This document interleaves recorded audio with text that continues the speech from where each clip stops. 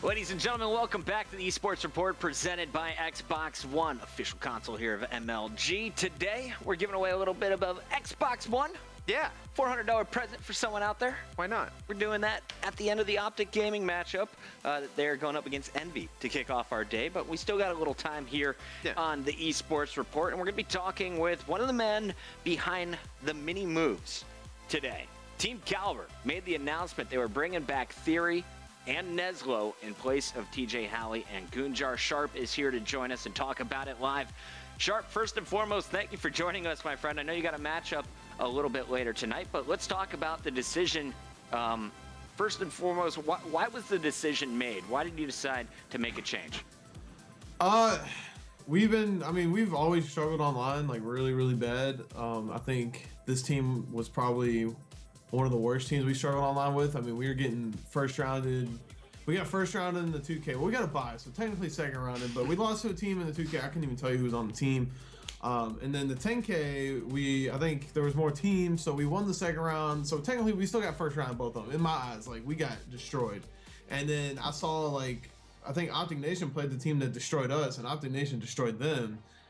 And in my mind, I'm just thinking, like, all right, Optic Nation's destroying the team that just destroyed us. Optic Nation's in the league. We're about to get destroyed.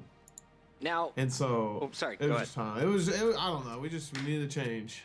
Now, I had you as an analyst. I brought you out to the Season 3 relegation. You watched all of the new players. You had your picks. You had players from Prophecy, a few others out there available. What made you decide to go back with players that you have teamed with in the past? Well, this was kind of just like a spur of the moment thing. Like it honestly all just happened last night really quick. And we looked at, I know a lot of people wanted us to pick up Apathy. We looked into picking up Apathy, and he kind of put us on the back burner as like a team to join.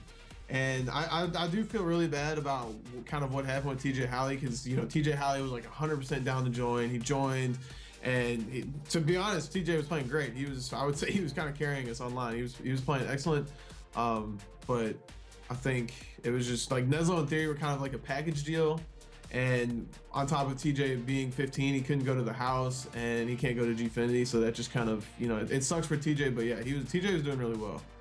Well, Sharp, you know, you also released Goonjar today. How difficult was that for you? I mean, Goon's been with you in TK almost feels like since the beginning. Yeah, it wasn't as bad as I thought it was going to be. Releasing teammates are never fun, but I've like, Goonjar is one of my best friends I've met through gaming. I think I've teamed with him for like 2 years, so he was understanding about it. I mean, me and him have talked about, you know, maybe me and him teaming just doesn't work, because a lot of these teams don't work out that we're on, and we're like, maybe it's just us. Maybe we need to split up. And I mean, we say that jokingly, but I kind of, you know, think maybe we should. I told him, I was like, dude, maybe we should just try it. Like, you know, you go to a team, I go to the team. I was like, maybe one of us will end up doing good. You never know. Hey, man, it worked out for miracles. Let's talk about this next one here, Sharp. I got to ask you, because everyone in the chat is saying it as well. You know, TK has been going back to the same players with a lot of the same results. What will be different this time around teaming with Theory and Nelo? What do you hope to change? Well, usually it wasn't with this old team. It really wasn't skill that, you know, always broke up our teams. I mean, everyone knows Nelo. Everyone knows Nelo is full maniac. I'm gonna be living with Nelo. That's gonna be an experience. Everyone's gonna go to the TK house. So I think just the problems that we would have, where, you know, everyone would bump heads with Nelo online, because we would get in arguments, and then things would go crazy, and we'd usually end up, you know, having to let him go, because it was like, it's too stressful. I think in a team house we can control that. And I know I said that. I didn't say that about Parasite. I knew that was just going to be full on uncontrollable rampage. But I think Nelo is a controllable thing. And then, like, the same thing with Theory. Like, me and Theory have had our differences in the past, but, like, you know, even after we dropped him from TK after champs, he lived in the house for like 3 extra months, and we became really good friends. I think even better friends than when we teamed, just because we didn't have the aspect of teaming. And now I think it's just like, we've both seen the other side, and it's not really too much better. So I think we can put our differences aside and make it work. And just talking a little bit about the squad, we were going through all of the rosters, and one of the things we pointed out was, wow, it looks like Denial has a lot of AR players. When we looked at TK, we noticed this team has some very strong subs. Who's running the bow for the squad? Who's going to have to fill in that AR slaying role? Well, this is a problem we had with our old team, is no one really knew what they wanted to run. Nameless kind of decided the X Games that he wants to be a bow player, so he's going to be our main bow.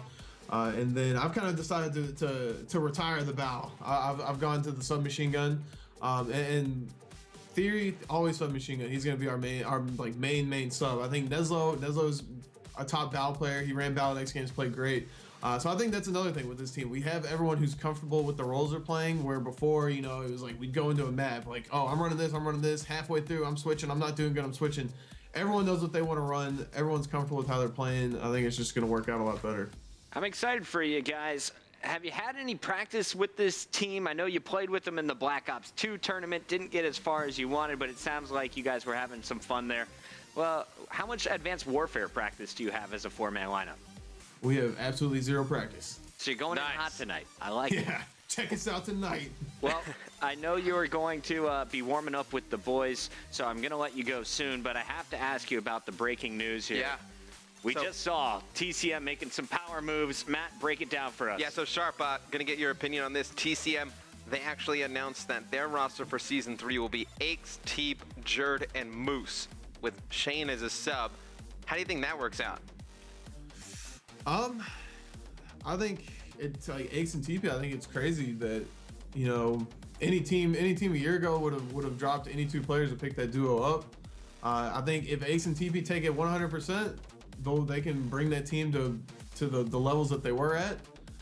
We talked about Aches and TP as a team. Me and Nameless were like, oh, Aches and TP, you know, they could be good. But I think they told us they were already talking with TCM at the time, and I don't know. I think it'll work out. Aches, I think he has a lot to prove. He seems motivated. I see him in the chat. You know, he's ready to go. He's always wanting to play Aches now. I think Aches, you know, not qualifying for this season was a wake-up call for him, and I think they'll end up doing good. It's going to be interesting. In that post from TCM, they mentioned that Shane, for all the fans out there, will be still moving to the U.S., and he's going to be working in a substitute/analyst role.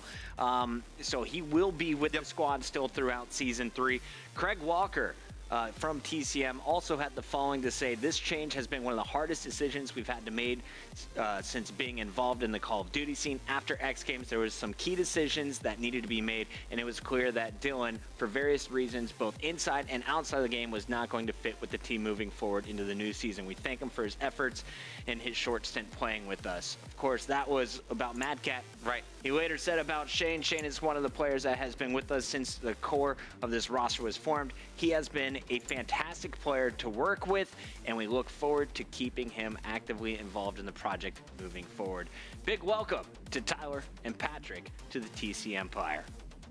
Impressive stuff from TCM. Impressive stuff from Team Caliber. Rise Nation still yet to officially make their move. We will announce that when it is 100% confirmed. Sharp, I'm going to let you go, man. Best of luck throughout this season. TK, always an exciting one to watch towards the end of the season. We hope you can start off with a hot start tonight. Matt, huge news, man. TK making moves, TCM making moves. It's all happening today, the first day of the season. Which squad is stronger right now in your eyes? I know. I think TK probably going to be stronger at the start.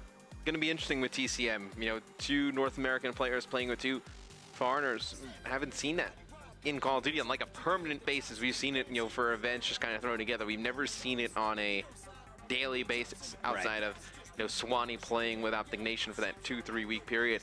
Now for the entire season, you're going to see Aches and Teep play with Moose and Jerd, you know, two of the highest rated players in Europe. It'll be very interesting. I think this TCM squad has a lot of potential. Oh, they do. The same could be said, though, about the Prophecy team that failed to qualify for Season 3. So I think a lot is on the line for TCM as a whole org, but also Aches and TP as players. Interesting stuff. Sounds like Sharp knew this one was coming. I did not see it happening anytime soon. But coming up next, we got to talk a little bit about why these rosters are swapping and who is benefiting most. Of course, Optic Gaming, their dominance throughout, has responded with a lot of experimentation from the other teams. Let's start things off here with Denial and their moves that were made. Of course, Clayster and Attach left Denial looking for some new players. So they bring back replays and they acquire Temp, Kook, and Slasher during Roster Mania. The team, it's basically made up of 2 Bals, an SMG, and a Flex, 3 Distinguished Slayers around an objective. Now, the game mode to watch for this team, I gotta ask you, Matt, what do you think is gonna be their strongest? I would say Uplink, probably gonna be their strongest game mode. I would actually say this team, 3 ARs and really 1 SMG. Who loves to run the AR as well. But I've replaced number 2 in uplinks per game during Season 2. Hook and Temp both in the top 7 of slaying in uplink in Season 2. And Slasher, one of the best ARs in the game, can hold down any position. I think the issue with this team is who is going to be those ARs full time? They have 3 players who want to be full-time ARs. Really only need 2. Really only need 1 at times. So going to take some adjustment out of all of those players. And when you look at it, of course, you have the world champion in replays. You have Slasher and Hook, of course, known for their silver medals, and Temp, who's able to get his bronze medal with Elevate. All now members of Denial. This is a new squad that I think a lot of people need to be on the lookout for. If you're going to pick one of these players to mainstay as your constant bow, who do you give it to? I think Temp, just from the standpoint that Slasher's better at the SMG than Temp. Not that I think Temp is that much better of an AR than Slasher. I think it's just Slasher probably a little bit more versatile than Temp with the SMG play. So I would probably say Temp my full-time AR, then let Slasher, rotate back and forth. Now, Denial was part of the huge roster swap, and it was with this team, the 2 FaZe members coming over as 2 members of Denial join up with FaZe. Let's take a look at their new roster, Clayster.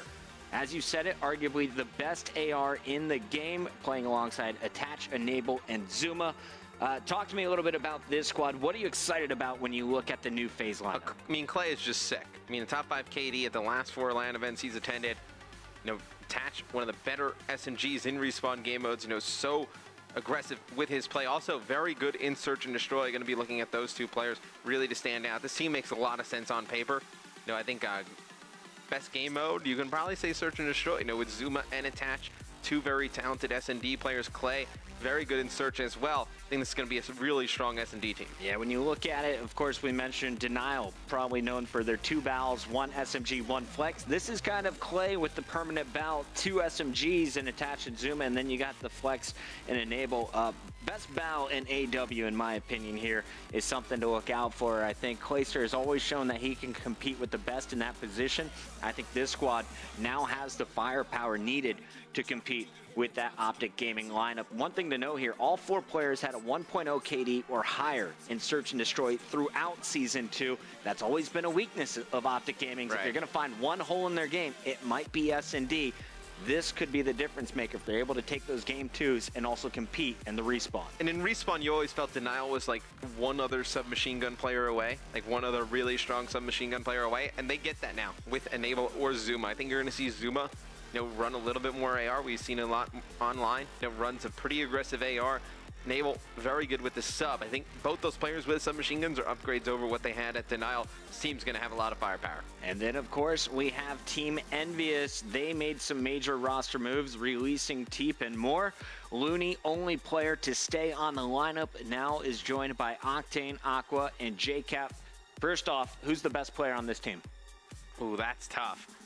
I think 3 of these players are pretty equal. I think on any day, you can really pick out of Octane, Aqua, and Looney. I'd probably say those are their 3 strongest players. But what Cap brings to the team, it's going to be very difficult to really kind of gauge because he's that veteran, bringing the experience, the leadership. He's clear-cut the leader on this team. Now, I would probably say Octane on a game-to-game basis. That strong AR is really hard to find anywhere else. And you can get one of the best ARs in the game, lock him up, and he's putting up big numbers every game. I think that's probably the most valuable, at least in Advanced Warfare. And then, you mentioned about JCap being that leader earlier in the pro player chat. He asked, hey, can I be added to the captain's list? Add me to the captain's chat. He's ready to take on that role for EnVyUs, rejoining the boys in blue. Aqua, I think, is the X factor for this team. At Champs, he went off. He helped get TR all the way to a 2nd place finish. At relegation, he had some shaky games, and especially some shaky games when it mattered most. I think he has the highest skill ceiling on this team. The question for me is, will he be able to stay at his peak throughout all of Season 3? Right. Can he put it together? It's really the question. I mean, he has all the talent in the world, but So there's a way to win games consistently, even when you're not playing well. You can still fit into the team. And then there's a way to just kind of win games on raw skill. He needs to figure out how to win games being a part of the team, regardless of how his stats are. With CTF out of the game, when you look at EnVy, you got 2 hard points, you got 2 searches, 1 uplink. What is their strength? Search. Out of those, I think Search probably their strongest game mode. Octane and Aqua, both top 10 KDs in S&D in Season 2. Looney, #1 in First Blood during Season 2, so 3 very strong S&D players. JCap, he's improved as well in S&D, you know, coming from Ghost to Advanced Warfare. All right, so there's a look at Team EnVy, FaZe, and Denial. After recapping all 3, I gotta get your prediction, man. If any of these 3 teams take out Optic Gaming and they win the Season 3 title, who is it going to be? FaZe, 100%. 100% yeah, FaZe. without a doubt. If any teams to do it, it's going to be FaZe. I don't think, you know, those other teams are very nice. I think they just don't have that kind of, like, it factor that would scare a team like Optic. I think FaZe probably does. And when you look at, of course, Denial alongside EnVy, who do you think currently has a stronger roster there? You know, I think EnVy, actually. EnVy, I think they make a lot more sense as a team than the new Denial roster. I think the new Denial roster is going to have a lot of issues, you know, with the AR play, you know, making some people change their roles, which they've been really successful for, you know, for the beginning of Advanced Warfare. It's really easy to tell somebody to change their role when you're having success and then they're just kind of floundering in space when they've had success doing what you're doing before. So it's going to be really hard to see who's going to adjust out of Temp and Slasher. I know they don't adjust quickly. I think that team could be one that, you know, talk a little bit more about Roster Mania, could actually maybe even making more moves. Wouldn't be surprised if more things happen, guys. Of course, teams are still able to add subs to each squad. They're also able to trade up until our trade deadline, which is several months away. Plenty more to talk about here, guys. Our matches kick off at 6 p.m. We got 20 more minutes of preview still to come, including our list of tonight's matches, the big storylines you'll want to follow throughout the night. We'll be right back.